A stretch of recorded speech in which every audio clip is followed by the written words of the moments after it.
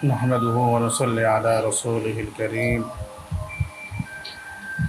أما بعد، قال النبي صلى الله عليه وسلم: إنما بعثت لأتمم مكارم الأخلاق. আলহামদুলিল্লাহ, আল্লাহ তাআলা রব্বুল আলামিনের দরবারে লাখ কোটি শুকরিয়া আদায় করছি যে আল্লাহ তাআলা রব্বুল আলামিন আমাদেরকে কিছু কথা শোনার জন্য তৌফিক দান করছেন।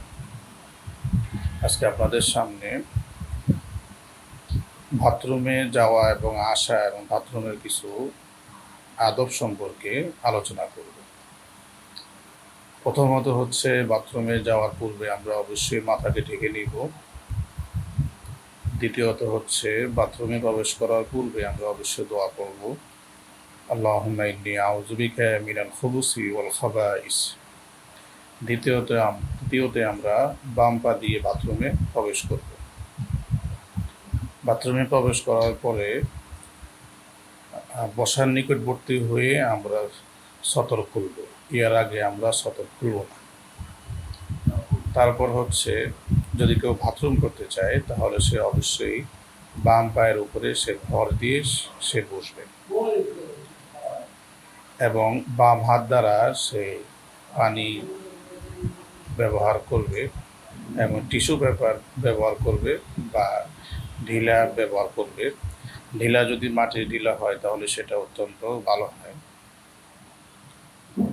তারপরে হচ্ছে, ডান পা দিয়ে বাথরুম থেকে বের হওয়ার সময় দোয়া পড়া, গুফরানাকা আলহামদুলিল্লাহিল্লাযী আযহাবা আন্নিল আযা ওয়া আফানি।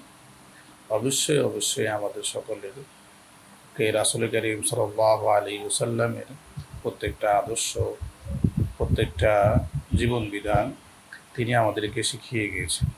একমাত্র ইসলাম ধর্মই যে ধর্ম যে একজন মানুষকে প্রতিদিন চলার জন্য, 24 ঘন্টা চলার জন্য তার যা কিছু প্রয়োজন রয়েছে এবং তার সারা জীবন চলার জন্য তার যা কিছু প্রয়োজন রয়েছে সব কিছু রাসূল করিম সাল্লাল্লাহু আলাইহি ওয়াসাল্লাম শিক্ষা দিয়েছেন। এমনকি আল্লাহ তাআলার পক্ষ থেকে এটা আমাদের জন্য অত্যন্ত গৌরবের বিষয়।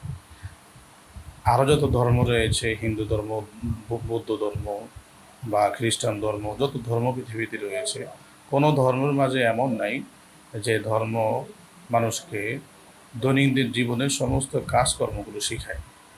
একমাত্র ইসলাম ধর্মই হলো যে মানুষের জীবনে চলার জন্য যা কিছু প্রয়োজন রয়েছে সমস্ত জিনিসগুলা ইসলাম ধর্মের মাঝে শিক্ষা দেওয়া হয়।